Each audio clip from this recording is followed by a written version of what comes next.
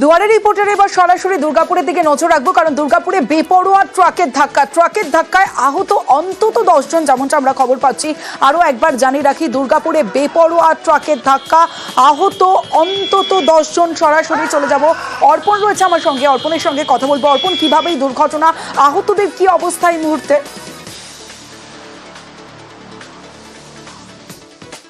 দেখো, একেবারেই দুর্গাপুরের যে চঞ্চনী মোড় রয়েছে অন্ডাল থানার অন্তর্গত, সেই অন্ডাল থানার অন্তর্গত চঞ্চনী মোড় থেকে একের পর এক গাড়িকে ধাক্কা মারতে মারতে যায় একটি 10 চাকা লরি, একেবারে বেপরোয়াভাবে গতি সম্পন্ন অবস্থায় অবশেষে উখরা বাজারে যখন প্রবেশ করে গাড়িটি, তখন কিন্তু সেখানকার মানুষ নিজেদের প্রাণ বাঁচাতে ছোটাছুটি এদিক ওদিক শুরু করে। এরপরে চঞ্চনী মোড়, সেখানেও কিন্তু একটি রেল ক্রসিং, এবং সেই রেল ক্রসিংকে ধাক্কা মেরে উড়িয়ে তারপর কিন্তু গতি সম্পন্ন অবস্থায় বেপরোয়াভাবে 10 চাকা লরিটি যেতে থাকে। এবং এই ঘটনায় মোট 10 থেকে 12 জন অল্প বিস্তর আহত হন, প্রত্যেকেই চিকিৎসাধীন রয়েছে তারা। এবং পাণ্ডবেশ্বর থানার পুলিশ অবশেষে এই গাড়িটিকে আটক করে, এবং যেটা জানা যাচ্ছে যে গাড়ির চালক নেশাগ্রস্ত অবস্থায় ছিল, এবং গাড়ির চালক জানতে চাইবো যে লরিটিকে তো আটক করেছে, কিন্তু চালককে কি গ্রেফতার করতে পেরেছে পুলিশ? একেবারেই চালককেও পুলিশ আটক করেছে, এবং পুলিশ সূত্রে যেটা জানা যাচ্ছে যে একেবারে নেশাগ্রস্ত অবস্থাতেই গাড়িটি বেপরোয়াভাবে একেবারে গতি সম্পন্ন অবস্থায় নিয়ে আসা হচ্ছিল, এবং যাকে দেখে কিন্তু রীতিমতো শোরগোল একেবারেই বাজার এলাকায়, ঘিঞ্জি এলাকায়, সেখানে কিন্তু মানুষজন দৌড়াদৌড়ি শুরু করে দেয় কারণ নিজেদের প্রাণ বাঁচাতে। একদিকে গাড়ি কিন্তু নিজের গতিতেই এগিয়ে চলছে, কোনো বাধা বিপত্তি না মেনে। অন্যদিকে কিন্তু পুলিশের লোকেরা কিন্তু, যারা পুলিশ আধিকারিকরা রয়েছে, দুটি থানার পুলিশ কিন্তু উভয় পক্ষ ঘিরে রাখা হয়েছিল এই গাড়িটিকে ধরার জন্য। বেশ,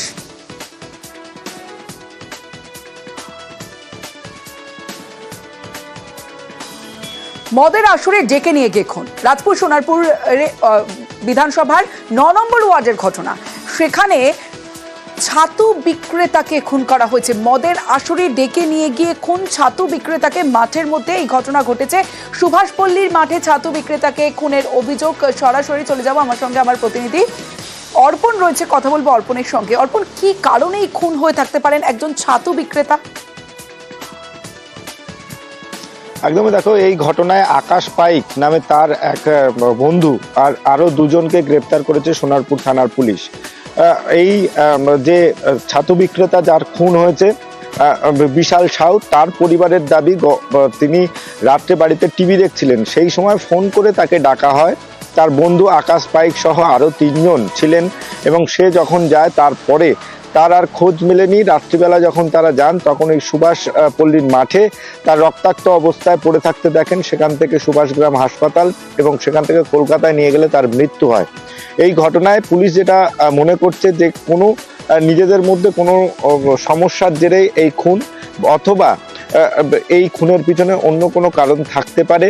পুলিশ নিজেদের হেফাজতে নিয়ে এই আকাশ পাইক সহ আরো 2 জনকে তাদেরকে জিজ্ঞাসাবাদ চালাচ্ছেন।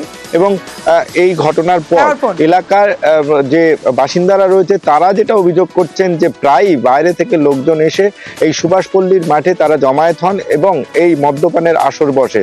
এর বিরুদ্ধেও পুলিশকে বলা হয়েছে কঠোর পদক্ষেপ করার জন্য। দুয়ারে রিপোর্টার এবার চলে যাব জলপাইগুড়ির ময়নাগুড়িতে। সেখানে পারিবারিক বিবাদ, আর পারিবারিক বিবাদে দেওরের পুরুষাঙ্গে কোপ, চাঞ্চল্যকর ঘটনা ঘটেছে জলপাইগুড়ির ময়নাগুড়িতে, যেখানে অভিযোগের তীর মহিলার বিরুদ্ধে। জমি বিবাদে দেওরের উপর চড়াও। সরাসরি চলে যাব, শান্তনু রয়েছে আমার সঙ্গে। শান্তনু, পারিবারিক বিবাদ কোন পর্যায়ে পৌঁছেছে যেখানে দেওরের পুরুষাঙ্গে কোপ?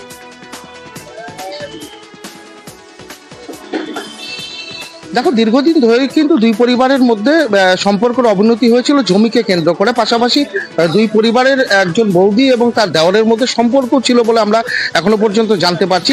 গতকাল সারাদিনই 2 পরিবারের মধ্যে জমিকে কেন্দ্র করে বিবাদ চলে, এবং রাতের দিকে কিন্তু ওই পরিবারেরই এক যুবক, যে বৌদির ডাকে সাড়া দিয়ে কিন্তু ওই বাড়িতে গিয়েছিল, এবং সেখানেই তাকে পরিকল্পনা করে কিন্তু ভুট্টা খেতে নিয়ে গিয়ে তার শরীরের উপর আক্রমণ করা হয় এবং পুরুষাঙ্গ কেটে নেওয়া হয় বলে অভিযোগের আঙুল উঠেছে বৌদি এবং তার যে দাদা এবং আরেক আত্মীয়র বিরুদ্ধে। রাতেই কিন্তু সেই যুবককে আহত অবস্থায় প্রথমে ময়নাগুড়ি হাসপাতাল, তারপর জলপাইগুড়ি মেডিকেল কলেজ হাসপাতালে নিয়ে আসা হয়েছে। এখনো পর্যন্ত আমরা যেটা জানতে পারছি 36টি সেলাই পড়েছে এবং এখনো পর্যন্ত সে সুস্থই রয়েছে। চিকিৎসকরা পর্যবেক্ষণের মধ্যে রেখেছে। কিন্তু এই বিবাদকে কেন্দ্র করে চাঞ্চল্য ছড়িয়েছে গোটা এলাকায়। 3 জনের নামে ময়নাগুড়ি থানায় অভিযোগ দায়ের হয়েছে। যদিও বৌদি সহ 3 জনই ফেরার, এখনো পর্যন্ত তাদের তল্লাশি চলছে, খোঁজ পাওয়া যায়নি। কিন্তু পারিবারিক এই দুই পরিবারের বিবাদ এরকম একটি আকার ধারণ করবে, এরকম একটি নৃশংস ঘটনা ঘটবে যা কল্পনাও করতে পারেনি তাদের নিজেদের আত্মীয় থেকে শুরু করে পাড়া প্রতিবেশীরা। তাদের বক্তব্য যে দীর্ঘদিন ধরে একটি জমিকে কেন্দ্র করে বিবাদ চলছিল, কিন্তু পরিবারের মধ্যে বিবাদ যে এমন পর্যায়ে চলে যাবে তা কেউ ভাবতেই পারেননি। ধন্যবাদ শান্তনু। খবর পেয়ে আমি আসলাম জলপাইগুড়ি হসপিটালে।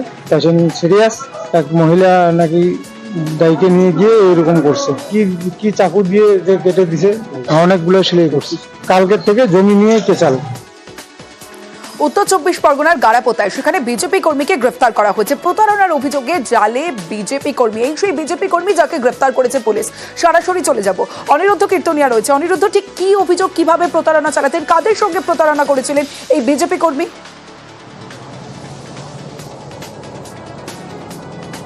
দেখো তমশ্রী, তোমাকে জানিয়ে রাখি যে উত্তর 24 পরগনার বনগাঁর গাড়াপোতাতে এই বিজেপি কর্মীর নাম নিমাই দাস এবং এই নিমাই দাসের বিরুদ্ধে অভিযোগ যে তিনি এলাকার বিভিন্ন ব্যক্তিকে অনুদান পাইয়ে দেওয়ার নাম করে তাদের অ্যাকাউন্ট নাম্বার নেন এবং তাদের আধার কার্ড নাম্বার নেন। এই আধার কার্ড এবং অ্যাকাউন্ট নাম্বারে টাকা ঢুকিয়ে থাকেন এবং এই টাকা পরবর্তীতে তাদেরকে তুলতে চাপ দেয়। এরকমই সাধন দালাল বলে এক ব্যক্তিকে সাম্প্রতিক টাকা ঢুকিয়েছিল 27,874 টাকা এবং তার কাছ থেকে 25,000 টাকা নিয়ে নেন এই নিমাই দাস এবং তার বিরুদ্ধে পরবর্তীতে বনগাঁ থানায় এই সাধন দালাল অভিযোগ করেন।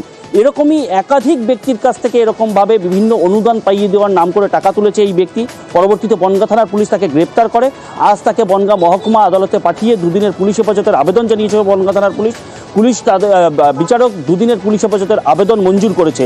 এবং এই বিজেপি নেতা কর্মী গ্রেপ্তার হওয়ার পরেই কিন্তু রাজনৈতিক পারদ চড়েছে। তৃণমূল কংগ্রেসের পক্ষ থেকে অভিযোগ করা হচ্ছে যে সমস্ত কর্মচারী আছেন বা এই শ্রমজীবী মানুষ আছেন, সেই শ্রম দপ্তরের টাকাই হয়তো বা তছরূপ করেছেন এই ব্যক্তিকে সঠিকভাবে জিজ্ঞাসাবাদ করে তদন্ত করুক, তাহলে সঠিক মাথা বেরিয়ে আসবে বলেও তৃণমূলের পক্ষ থেকে দাবি করা হয়েছে। অন্যদিকে বিজেপির পক্ষ থেকে সমস্ত অভিযোগ অস্বীকার করা হয়েছে। তমশ্রী। বেশ অনিরুদ্ধ। এবার দেখি যে ও সব গ্রামে গ্রামে ঢুকে প্রত্যেকের বাড়ি থেকে আধার কার্ড আর ব্যাংক ডকুমেন্টস নিচ্ছে, প্রত্যেকের বাড়ি থেকে ওর মোবাইলের সমস্ত সব লোড করছে। গাড়াপোতা ক্যাম্পে জানিয়েছি, গাড়াপোতা ক্যাম্প বলছে যে ওদেরকে ভুল বোঝাচ্ছে, ট্রেজারি নিফটি করি। আমি চাইছি ওর শাস্তি হোক, কঠোর শাস্তি হোক, যেসব ভিখারিদের কার্ড বানিয়ে দিচ্ছে।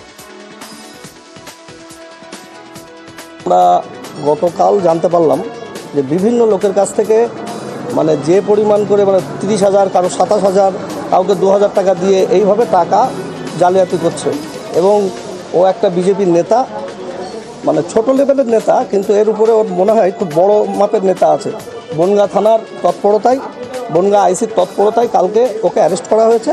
আমরা চাই প্রশাসনিকভাবে উনি যেন কঠিন থেকে কঠিনতম সাজা পাক এবং এর যে মাথা আছে তাকে প্রশাসন ধরুক। নিমাই দাস একটা টাইমে বিজেপি করতো, দীর্ঘদিন আগে বিজেপি করতো। এই মুহূর্তে তার সঙ্গে বিজেপির কোনো যোগাযোগ নেই এবং উনি কিন্তু বিজেপির কোনো কর্মসূচিতে উপস্থিত থাকে না, আপনারা দেখতে পাবেন। উনি কিন্তু এই টাইপের চিটিংবাজি করার জন্য কিন্তু আমরা বিজেপি দল থেকে আস্তে আস্তে তাকে একটা সাইড করে দিয়েছি।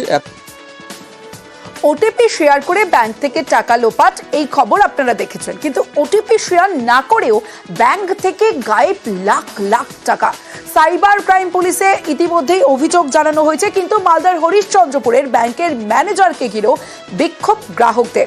সরাসরি চলে যাব, সেবক রয়েছে আমার সঙ্গে, সেবকের সঙ্গে কথা বলবো। সেবক, দুটো বিষয় জানতে চাইবো যে ওটিপি শেয়ার না করেও লাখ লাখ টাকা গায়েব কিভাবে সম্ভব, কি হয়েছিল, কি অভিযোগ, আর ব্যাংক ম্যানেজারকে ঘিরে বিক্ষোভ কেন গ্রাহকদের?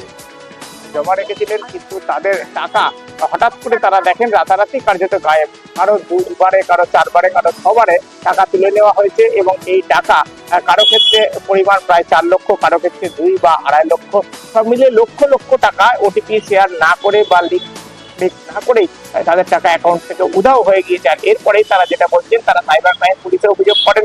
তারা ব্যাংকের কাছে বারবার ঘুরছেন। ব্যাংক কর্তৃপক্ষ কিছু টাকা রিকভারি হয়েছে বলে জানিয়েছে কিন্তু তারপরেও অ্যাকাউন্ট ব্লক করে দেওয়া হয়েছে। অ্যাকাউন্টে তারা লেনদেন করতে পারছেন না, ফলে দুর্নীতি সমস্যা পড়তে হচ্ছে তাদেরকে। তারা প্রথমত ফেরত যে টাকা সেই টাকা পাচ্ছেন না, আবার বাকি টাকা কবে ফেরত হবে তাও অনিশ্চিত। আবার এই অ্যাকাউন্ট থেকে কোন রকম লেনদেন করা যাচ্ছে না, যদিও ব্যাংক কর্তৃপক্ষ বলছে যে ওটিপি বা লিংক শেয়ার না করলে কখনো টাকা এইভাবে যায় না।